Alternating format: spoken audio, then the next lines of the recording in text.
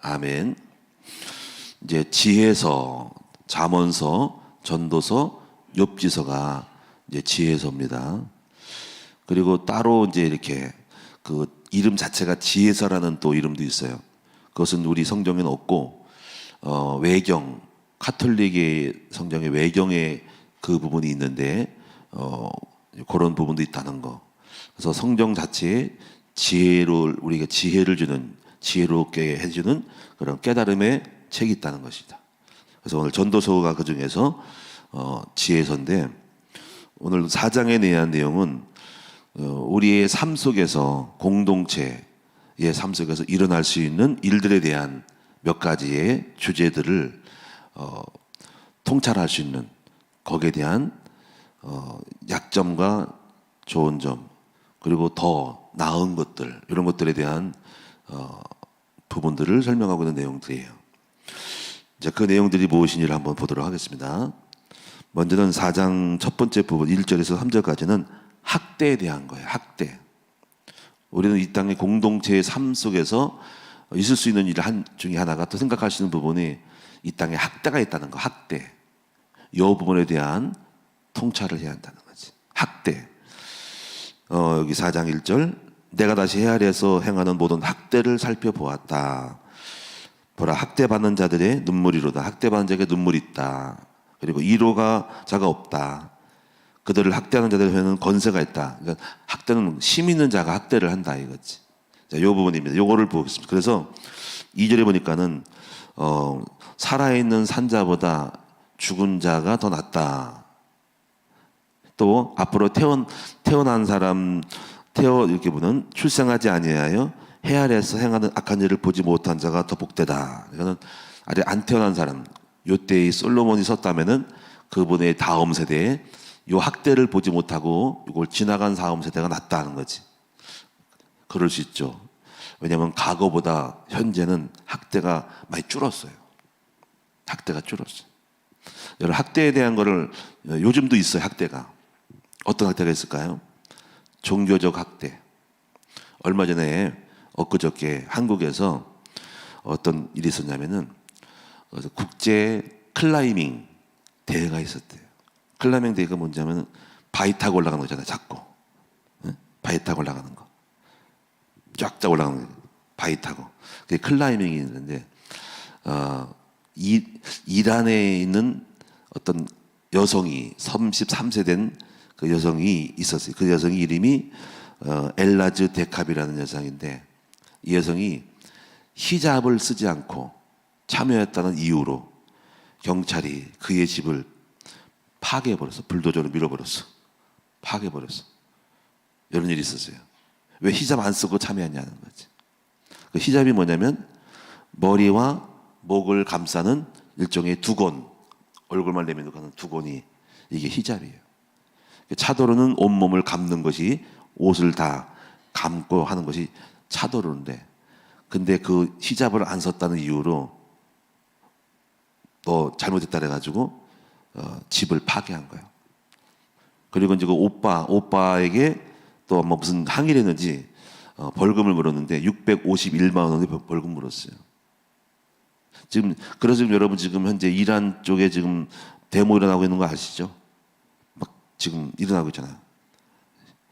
히잡 반대하는, 그것 때문에 막 감옥에 가두는 일 있다고. 자, 이런 것들이 지금 현재 어떤 학대냐면 이것이 바로 종교적 학대예요. 아직도 있죠, 그렇죠? 이런 일이 있단 말이에요. 종교적 학대가 있다. 어떤 남성이 그것을 영상을 찍고 혀를 찼대요. 찍고 나서 이제 세계를 유튜브로 올렸는데 뭐냐면은, 이것이 이 나라를 위해서, 다른 남성이 찍은 거예요. 그 내용을 보고, 이것이 이 나라를 위해서 메달을 따준, 금메달을 따준 사람에 대한 예우가 이거냐는 거지. 여러분, 지금도 학대가 있다는 거예요. 이런 종교적 학대가 있다는 것이지. 우리나라는 어떨까요? 우리나라도 과거에는 예외가 아니었어요. 우리도 남전 여비 사상, 여성들의 학대가 많았죠. 머리털 막 깎는 것도 막 뭐 이상하게 생각하고 사회 진출하는 것에 대해서 굉장히 제한이 있었어요. 지금은 좋아졌죠, 그렇죠? 옛날에 노예도 있었고 태어나자마자 노예야. 이 영화가 이제 추노. 태어나면서부터 자식이 노예라는 거지. 그것은 왜 노예를 만들었을까? 그것은 가진 자의 기득권을 유지하기엔 사회적으로 너 올라오지 마라 하고 자기들이 법적으로 만든 거예요. 너 기 올라오지 마라. 우리 넘보지 마라. 우리끼리 먹을 거야 하고 양반 쌍놈을 만드는 거거든. 그리고 그것에 한몫한 것이 바로 유교예요. 유교. 그래서 어떤 사람이 유교가 망해야 나라가 산다는 책이 있어. 물론 좋은 점도 있죠. 삼강오륜 같은 건 좋은 것도 있지만은 그러나 거기에는 지나치게 권위적인 것이 있고 그런 것이 하나의 폐해가 된 거예요. 그래서 여러분들이 이런 학대들이 있다는 거죠. 근데 지금도 학대가 있을 수 있어요. 배우자의 학대. 또 어떤 분은 강압들, 이것도 학대일 수 있어요. 부모님이 자녀들에게 무엇을 강압시키는 것도 일종의 작은 학대일 수 있어요. 여러분 가정은 어떤가요? 남편이 여러분들을 학대하면, 지금 학대하면 바로 이혼이지, 그죠? 누가 감히 학대를 할 수 있겠어요, 그죠? 예. 여러분도 학대하면 학대할 수 있어요. 왜냐면 밥 안 먹어? 막 하고 또 어쩌면 교육이라기보다는 진짜 먹기 싫은데 강제로 먹이는 것도 일종의 밥 먹는 학대예요. 물론 그 구분이 어디냐는 잘 살펴봐야 돼요. 근데 일종의 내가 싫은데 강압하는 것도 학대일 수 있어요. 이제는 그런 학대들이 많이 있는데 그래도 좋아졌어요. 여러분 지금 우리 대한민국은 상당히 민주주의가 들어와가, 자유민주주의는 개인의 권리와 행복을 추구할 수 있는 권리가 있는 거예요. 여행을 자유롭게 하잖아요, 그렇죠? 근데 지금도 공산주의는 그렇지 않아요. 공산주의는 거리 제한이 있어요. 평양에는 특권층만 살고 못 들어가고 여행도 제한시키고. 이번에 중국에서 지금 코로나 방역으로 인해서 제로 코로나 해가지고 완전히 한 사람이 무슨 뭐 걸렸으면 그 아파트 동 전체를 출입을 금지하고 외출 금지했다는 거지. 어떻게 그런 세상이냐는 거지. 그래서 막 데모가 일어나는 거예요. 중국 공산당이 지금 그래요. 공산당 자체가 학대가 많아요. 성전 같은 거 소지 못하게 하고 예배 못하게 하는 그 자체가 학대예요. 그러면서 볼 때 지금 대한민국은 이 자유민주주의라는 것이 얼마나 좋은 것인지를 알아야 돼. 우리 학대받는 거 있어요, 지금 현재? 특별하게? 개인적으로는 뭔가 있을지도 사회 국가적으로 신앙생활 마음껏 해요. 그런데 만약에 어떤 잘못된 사상을 가진 독재자가 일어난다면은, 국가가 독재가 되면은 그 독재자로 인해서 법을 만들어 바꿔가지고 힘을 줬을 때, 그 힘이 균형이 깨질 때, 통제할 수 없을 때 그 독재자가 자기들의 의도에 따라, 의사에 따라서 종교를 탄압할 수 있는 것이 있어요. 그래서 뭐가 좋냐면 민주주의가 좋은 것이에요. 이 민주주의를 지켜야 하는 거예요. 우리에게 얻은 소중한 가치들이, 이걸 여러분 알고 잘 지켜야 됩니다. 저와 여러분들은 오늘 행복한 사회에 살고 있다는 걸 아시고 이걸 우리 후손에게도 물려줄 수가 있어요.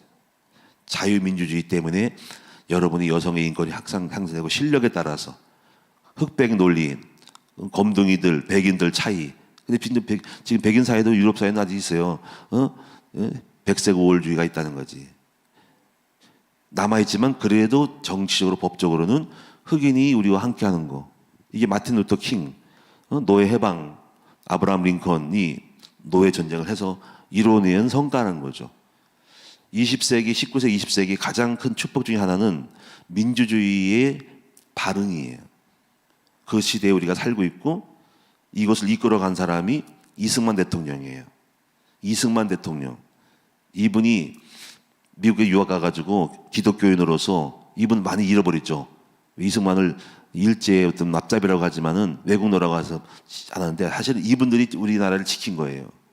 그리고 6.25 전쟁 때에 백선엽 장군들 이분들이 낙동강 전투에서 싸워서 이겨가지고 지켜낸 사람들이에요. 이 사람들이 진짜 애국자들이거든요. 근데 안타깝게도 그런 사람들 갖다가 서울 국립묘연에 넣지 않고 대전에 넣었잖아, 그렇지? 이 사람이 일제에 뭐 앞잡이라 뭐 해먹었다고. 그냥 이런 것들을 대한 싸움이 있는 거예요. 어쩌건 여러분이 지금 학대에 대한 것이 있다는 거, 이 인식을 해야 한다는 거. 앞으로 그런 학대가 없도록 늘 인지를 하고 여러분이 학대하지 않도록, 또 여러분 삶 속에서도 그렇지 않도록 내가 학대를 누구한테 하고 있지 않은지를 보셔야 됩니다. 어떻게 보면 저도 학대할 수도 있어요. 왜냐면 신앙이라는 종교적인 목적으로 여러분에게 강압적인 어떤 것을 표현한다고 하고 제도를 시행할 때는 학대할 수가 있는 거거든요. 요거는 잘못된 거예요. 그래서 그렇지 않도록 그래서 가장 좋은 것은 자연스러움, 자유로움 속에서 오는 질서, 그리고 하나님의 말씀으로 양심에 따라서 오는 것으로 행하도록 해야지, 본인이 나오지 않는 가운데서 강압시키는 것은 학대일 수 있다는 것을 조심해야 됩니다. 나의 말과 어떤 권위적인 표정으로 이 자체를 학대할 수 있어요. 이 의학감을 주는 거죠. 그러면 안 돼요. 학대가 없어야 돼요. 우리는 스스로 자유롭고 평등하고 자발적으로 신앙의 양심을 따라 생활할 수 있도록 하는 이거로 가야 됩니다. 그래서 권면과 학대의 차이를 잘 알으셔야 돼요. 자, 그 두 번째를 보겠습니다.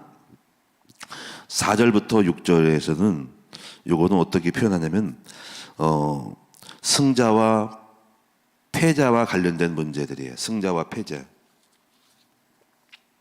이 내용을 보면은 4장 4절을 보면은 내가 또 본즉 사람이 모든 수고와 모든 재주로 말미암아 이 사람이 을등한 거야. 시기를 판다는데 여기 이제 포함된 내용은 이 사람이 승자의 독식이야. 와, 자기가 완전히 남을 짓밟거나 이겨가지고 남한테 어떤 기어오르지 못하게 만들고 자기가 승자를 독식한 부분을 보는 거야. 이런 사람이 있다는 거지. 그래서 그 사람은 시기를 당해. 그런데 이렇게 올라갔을 때 오는 것은 자기만 잘나고 자기만 승리했을 때 오는 것이 무슨 의미가 있냐는 거에 대한 통찰력. 그렇죠? 다른 회사의 기업을 파괴시키고, 그리고 내가 힘이 있고 능력이 있기 때문에 어쩌면 대기업들의 횡포, 소상공인들을 죽이고 그 대기업이 독식해서 모든 상권을 차지하는 독과점 형태들, 이런 것들 있다는 거지. 또 우리가 어떤 면에서 보면은 경제에서 사업을 하면서 다른 가게들을 죽이고 같은 사업장끼리 내 어떤 한 동일 업종에서 이기고 가는 거. 넌 죽고 다 패하고 가게 망하고 내가 사는 거. 이런 것들에 대한 부분이 이것도 패단이고 모순이라는 거예요. 왜냐하면 우리는 같이 조금 덜 이기고 덜 승리하고 남도 같이 공을 같이 잘 되게 만들어야 된다는 거지. 가게가 10개가 있으면 10개가 좀 다 잘 돼야 되는데 조금씩 나아지셔도 혼자 다 차지하고 나머지는 아웃시키면 안 된다는 거야. 이런 부분에 대한 것들에 대한 안타까움에 대한 이 부분을 통찰해야 한다는 거죠. 그래서 성경의 사상은 그래서 이런 사상이 있어요. 이것도 일종의 그런 부분이에요. 추수를 할 때 다 거두지 말고 그냥 깔끔하게 그냥 싹 걷어가지고 그냥 자루에 담지 말고 좀 남겨놓으라는 거지. 왜 남겨놓을까? 거기에 가난한 사람이 와서 먹거리가 없을 때 밭에 가서 여기 감자가 남았네, 여기 배추가 남았네 하고 좀 가져가서 양식을 하도록 하는 그런 여유가 있어야 한다는 거지. 우리가 어떤 트립이 나오더라고. 겨울철에 새들이 와서 산에 감나무를 막 쪼아 먹는데 감나무 수백 개가 달렸는데 그거를 다 쪼아서 건드리지 않고 하나씩 따먹는데, 그게 하나만 줘서 다른 새들이 와서 그 하나를 몰집해서 먹고 그다음 다 먹는데 그들의 양식이 겨울철에는 굉장히 중요한 수분 섭취와 칼로리를 섭취하시는 영양분을 섭취하는 거래요. 그래서 거기에 있는 TV PD가 그러더라고. 이런 감나무가 과일이 겨울철에 많이 남았으면 좋겠다. 왜냐면 동물들도 새들도 먹어야 되니까. 이런 마음인 거야. 좋죠, 그렇죠. 우리는 다 걷어가. 그러면 안 되고 좀 남겨놓고 자연의 식물, 곤충도 먹을 수 있도록 이렇게 여유를 갖도록 다 차지하지 말자는 거지. 이런 부분이 있다는 거를, 요것에 대한 지혜가 있어야 한다는 거지. 예? 좀 남겨놓고 좀 물도 좀 틀어놓고 물을 좀 있고 새들도 난 새들 걱정이 돼. 겨울에 물이 말라서 어디서 물을 먹지? 물론 내 걱정이겠지만 알아서 먹겠지만 가끔 내가 그래요. 물통에 여기 밭에 남겨놔요. 내가 물을 담아 넣는 이유가 있어. 그러면 새들이 쪼아 먹으라고. 먹을란지 안 먹을지 몰라도 어떤 그런 마음이 있어요. 근데 생각을 해. 아, 이 새들이 어떻게 추울 때 어떻게 지낼까 해서 내 마음에는 내 집도 좀 져주고 싶어. 새 집을 줘가지고 걸어놓고 싶어. 들어가 살아라고. 습이 별로 없는 것 같은데. 여러분이 지금 이 부분에 대한 통찰이라는 거예요. 그 다음에 또 두 번째 부분은 5절은 또 달라. 이렇게 아주 열심을 내가지고 이기는 거 승자를 독차지하는 사람도 있는 반면에 이 우매자가 있어. 5절은 이 사람은 관심이 없어 그거에. 팔짱을 끼고 있으면서 자기의 몸만 축낸대. 이런 사람도 있어. 나 관심 없어. 그리고 이제 우매자인데 그냥 그러면서 자기를 또 죽이는 거야 이것도. 아무것도 안 하고 승리가 없으면서 이 사람도 자기들 몸도 이제 상처를 내고 망하게 한다는 거죠. 그런데 또 6절에 또 이런 경우도 있어요. 중간격이 있어 중간에. 여기 이 중간에 사람이 좋은 것 같아요. 두 손에 가득하고 수고하여 바람을 잡는 것보다 한 손만 가지고 잡고 그냥 평안하게 사는 것이 낫다는 거지. 요거는 우리가 막 돈만 벌려고 그냥 끝까지 벌어서 그냥 다 해먹는 것보다 좀 적당히 벌고 평안하게 여유 있게 사는 것이 낫다는 거지. 악착같이 막 벌려고 그러고 좀 시간상 여유 그리고 그 시간을 가족과 함께라든가 다른 사람과 함께 같이 평안하게 살아가는 것 좋다는 거지. 요런 것이 이제 우리 속에 좀 조절이 돼야 한다는 거죠. 제가 이제 교회에 주일날 매월 첫 주는 3세 예배를 하는 이유가 있어요. 왜 그렇게 하냐면 우리는 다른 교회는 그게 없고 매주마다 예배 드리는데 저희 교회에서는 주일날 주일학교를 교육을 안 해요. 그 이유가 뭐냐면 제가 이런 얘기를 들었어. 결혼을 하는데 아내가 신앙생활을 하는 남편 안 믿어. 그런데 남편은 주일날 모처럼 쉬어. 직장에서. 근데 아내는 교회에 일이 있어가지고 직분을 맡아서 그 교회 가서 일을 해. 하다 보니까는 남편은 가족과 함께 지내고 싶은 모처럼의 공휴일인데 아내는 없어. 그러니까 또 여지 혼자야. 그래서 불평을 해.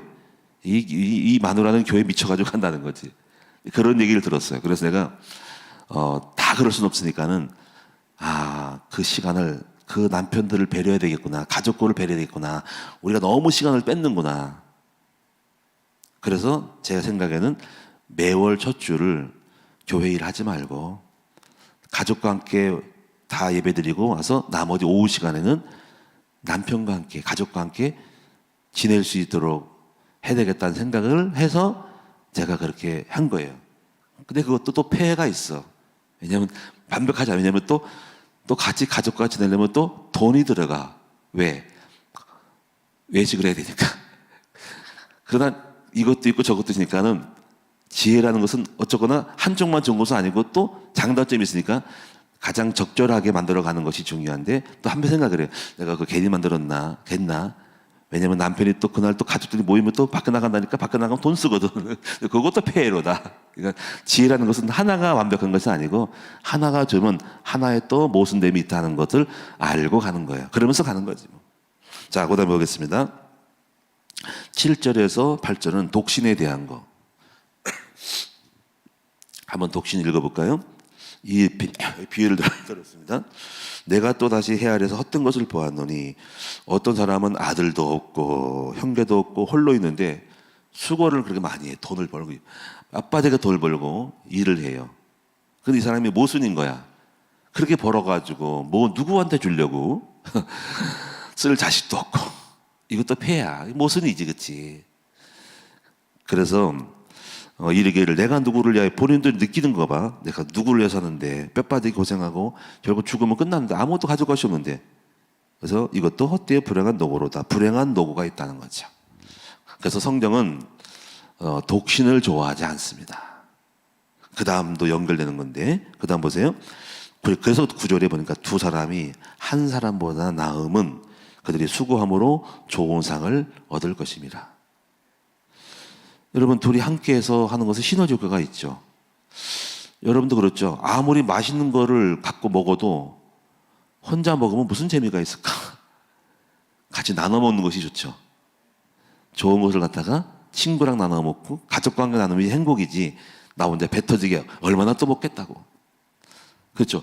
좋은 경치가 있어. 야, 근데 좋은 경치를 혼자서 산을 바라보고 뭐 자연인이 뭐 이렇게 바라보고 좋아. 그 좋은 거 혼자 바라보면 뭐 할까? 마누라랑 바라봐야지. 자식하고 바라보고 친구들하고 바라보고, 야 진짜 좋다고, 좋지 하고서, 응? 그러면서 이렇게 음식을 먹는 것이 지금 행복한 것이지, 홀로 있어봐야 아무 소용도 없다는 거예요. 그래서 여기 보면은 10절에 보니까는 혹시 그들이 넘어지면 한 사람이 일으켜 세우지만 홀로 있으면 아무도 일으켜 세울 사람이 없는 거야. 젊을 때는 혼자서 할 수 있지만 나이가 들수록 여러분이 한 사람이 아프면 누가 병간호를 해줘. 그죠? 병간호를 해줄 거 아니야. 우리 사모도 아프니까 제가 열심히 차 태워서 그냥 고대병원 데리고 길병원 데려가잖아요. 그건 이 말이면 나도 아프면 당신이 차 태워서 나 데려가라는 거야. 그렇죠? 삶이 이거지, 그렇지? 우리 장로님도 그렇게 하셨죠. 우리 정문정 목사님 아마 또 이렇게 병원에 가신 것 같은데 가진 않으셨겠다. 그냥 이름만 해주고 전화만 해줄 거야, 그렇죠? 예. 하여튼 그러네. 옆에 있을 때 누가 전화를 해주고 누가 쓰러지면은 전화해서 112로 불러주잖아, 그렇지? 전화해서 누구라도 오라고. 이렇게 혼자보다는 함께하는 것이 낫다는 거지. 또 그 다음에 또 여기 있어요. 두 사람이 함께 누우면 따뜻하거니와 한 사람이면 어찌 따뜻하랴. 한 사람이면 패하겠거니와 두 사람이면 맞설 수 있나니 새 겹줄은 쉽게 끊어지지 않느니라 하는 것이.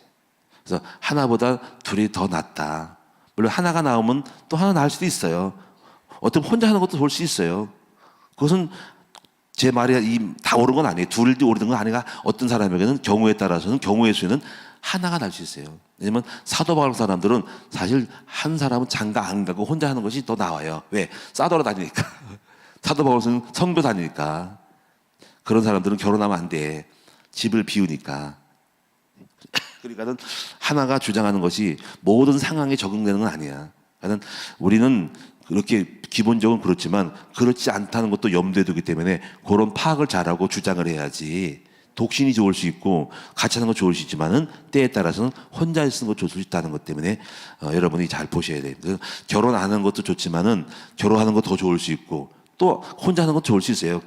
이런 것들은 상황에 따라 하기 때문에 계속 하나만 주장하는 모순을 범하지 말라는 거지. 지혜라는 것은 다양한 수에 대한 어떤 통찰을 가지고 이거를 얘기할 수 있어야 된다는 거지. 여러분 술을 안 먹어야 되지만 때로는 술 먹는 것도 필요해요. 그렇죠? 무조건 술 먹지 말라가 아니라 술 먹을 때 필요해. 언제 필요할까요? 나이 들어서 필요하고 약주 먹는 게 필요하고 산에 가서는 소주 한 병 들고 가는 게 좋아. 왜냐면 얼어 죽을 때문에. 얼어 죽을 때 여러분이 취하려고 먹는 거 아니고 마주해서 먹는 것이 아니라 여러분이 어릴 때 소주 한 잔을 먹으면 몸이 열이 나서 동해를 방지할 수 있어요. 그래서 그렇게 해서 그것도 주장하면 안 돼.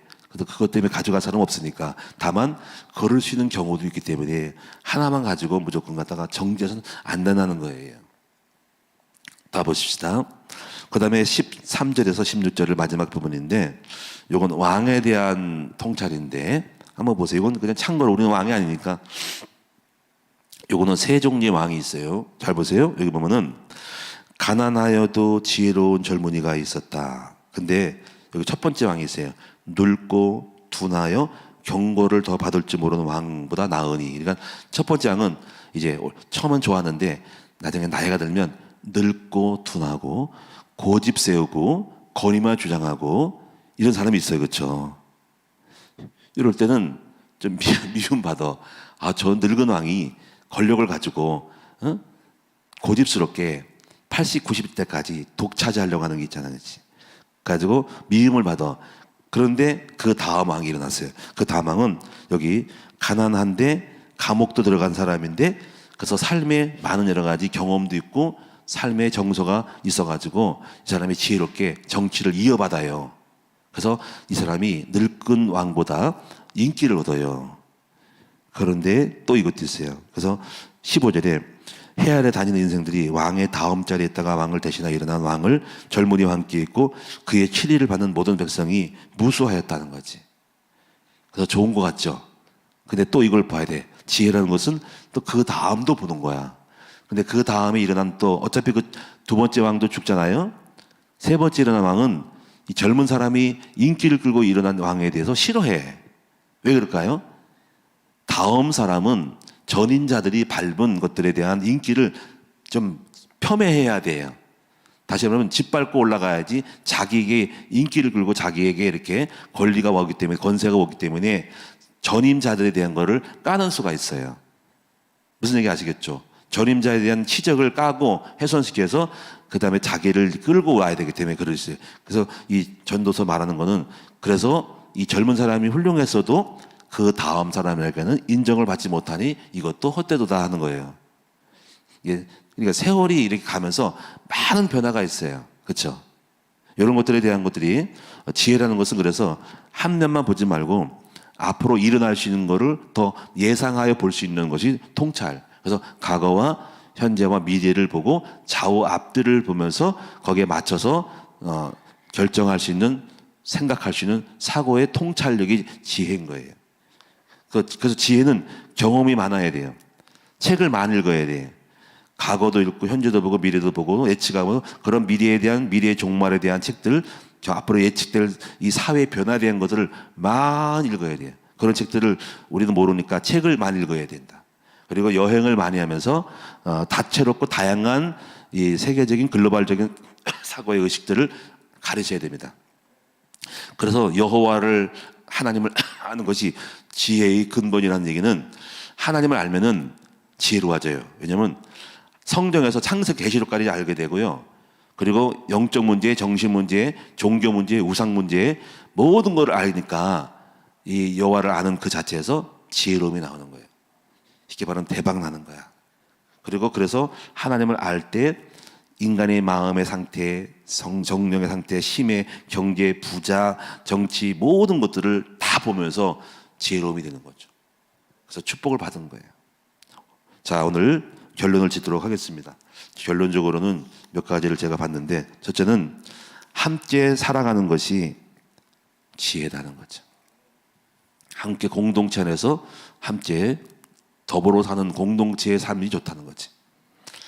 그래서 우리는 인생길에서 함께 길동무를 해준 사람들에 대한 소중함을 잊어서는 안 돼요. 가정에서 남편과 아내가 자기 한 개인의 인생에 함께 같이 길동무를 해준 거, 그리고 친구들, 그리고 교우들이 소중해요. 이 소중함을 잃어서는 안 돼요. 제가 가끔 이 생각을 해요. 우리 교회에 있다가 떠나간 분이 있잖아요. 이런 생각을 해요. 몇 분 사람이 있는데 많이 사귀었어요. 대하다고. 근데 어느 날 갑자기 교회를 나가요. 나갈 때 뭐가 오냐면은 아쉬운 마음이 들어요. 아, 저분은 어디 가서 친구를 얻으려고 할까? 다른 종교적인 목적이 있겠지만은 그동안 쌓았던 친구들을 다시 세게 되는데, 아, 소중한 거를 좀 잃을 수 있는 사람인데 저 부분은 잘 모르겠구나. 물론 좋은 친구 있겠죠. 근데 그런 점은 있어요. 사귀었던 많은 부분이 소중한 거거든요. 친구는 함께 이렇게 잃어버리면 안 돼요. 왜냐하면 인생의 동무들은 쉽게, 우리가 어릴 때부터 마음 터놓고 있는 거는 쉽지 않거든요. 낯선 데 가서 또 새로운 친구를 만나기 쉽지 않거든요. 무엇이 더 좋은 것이 있을 수 있을지는 모르지만은 그런 아쉬움이 있어요. 삶이라는 것은 그게 아니에요. 삶은 소중한 사람들과 함께 살아가는 거거든요. 이런 사람들에 대한 만남이 돈보다 집보다 더 좋은 것이 인간관계 속에서는 함께 살아가는 사람에 대한 행복인 거예요. 이 행복을 절대로 해서는 안 됩니다. 그 다음에 두 번째는, 여러분 오늘 말씀 속에 나도 모르게 혹시 건의를 가지고 남을 괴롭히지 않은지, 말로 압박을 하고 있지 않은지, 권세를 가지고 와이프를 또는 누군가를 공격하거나 힘들게 하지 하고 있지 않은지는 돌아보자는 거죠. 혹시 여러분 자녀들이 여러분의 부모님 때문에 정말 어쩔 수 없이 밥 먹고 살지만은 빨리 집을 튀어나오고 싶다라는 정도로 여러분 자녀들을 알게 모르게 건의를 가지고 교육이라는 명목으로 학대를 하고 있지 않은지를 돌아보셔야 됩니다. 또 학교 가서도 그럴 수 있죠. 학대할 수 있어요. 그 아이가 학교를 가지 못하는, 가고 싶지 않은 상태도 있다는 거죠. 마지막 세 번째는, 우리는 욕심을 너무 부리면 안 될 것 같아. 적당히 나름대로 성취를 하면서 여유 있고 평안한 삶을 누릴 수 있어야 되는데, 지나친 욕심이 우리 오히려 해가 될 수 있다는 것도 명심하셔야 돼요. 그리고 우리는 이렇게 생각하죠. 저는 항상 생각하는 뭐냐면 자연스러움, 그리고 무르듯이 흘러감이 중요하다는 거지. 제가 교회 목표가 있지만 악착같이 그렇게 하지는 않아요. 그렇다고 꿈을 막 이렇게 적당히 하는 건 아니고 최선을 다하되 무르듯이 가는 거지. 기다리고 안 된다고 안절부절하면 안 되는 거예요. 그냥 막히면 기다리고 이렇게 뭔가 장애가 오면 돌아가면서 이렇게 흘러가면서 재미나게 하는 것이지.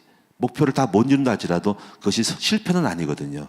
예? 시간이 없을 뿐인 것이니까 여러분이 편안하게 무리하게 하지 마세요. 뭐 실력이 없다고 그러면 없는 채로 그냥 가는 거지. 왜 이렇게 못하냐고 하지 말고 성탄 연수도 마찬가지야. 너무 잘하려고 하지 마시고 있는 그대로 행복하게 연습하고 그냥 있는 그대로 실수해도 좋으니까 그렇게 하는 것이 행복이지. 뭐 완벽하게 우리가 무슨 오케스트라 무슨 뭐 무대 나갈 것도 아니잖아. 올림픽 나갈 것도 아니니까 그냥 편안하게 행복한 시간, 과정도 행복하다는 것을 아시고 행복하게 즐겁게 해서 이 연습과 일을 위해서 누구는 부담스럽고 막 싫고 짜증나게 하지 말라는 거지. 모든 일이 그렇다는 거지. 식당 일도 그렇고 그냥 압박하지 말고 행복하게 있는 그대로 살라는 거예요. 자, 기도하겠습니다. 살아계신 주님 고맙고 감사합니다. 우리에게 평안함을 주시고 자연스러움을 주시고 순리를 주시며 은혜롭게 하시고 모든 사람이 다 나 때문에 불행당하지 않도록 행복하도록 우리의 모든 말과 삶이 권위적이지 아니하고 편안하고 부드럽게 하여 주시옵소서. 우리는 행복하고 자유롭고 마음에 여유롭게 그리고 스스로 선택할 수 있는 권리가 있습니다. 아버지 진리를 주고 많은 것들을 알려줘서 스스로 알아서 선택할 수 있는 은총을 내려 주옵소서. 그러나 이렇게 한다 할지라도 나도 모르게 혹시라도 건의가 생겨가지고 남을 공격하거나 압박하는 일이 있다면 혹시 내 표정이 내 말투가 남에게 압박을 주고 학대하는 것이 된다면 그것도 모순입니다. 이런 일이 없도록 우리가 좀 더 세밀하고 섬세하고 배려 있는 우리 모두가 되게 하여 주옵소서. 오늘도 예물 드린 종들을 축복하여 주시고 반드시 복을 줄 것을 믿고 믿음으로 감사하며 드렸을 때 그 믿음대로 우리의 삶을 평안하고 경계 축복을 주시옵소서. 모든 것을 감사드리며 오늘도 행복한 하루가 되게 하여 주실 것을 믿습니다. 예수님의 이름으로 기도드리옵나이다.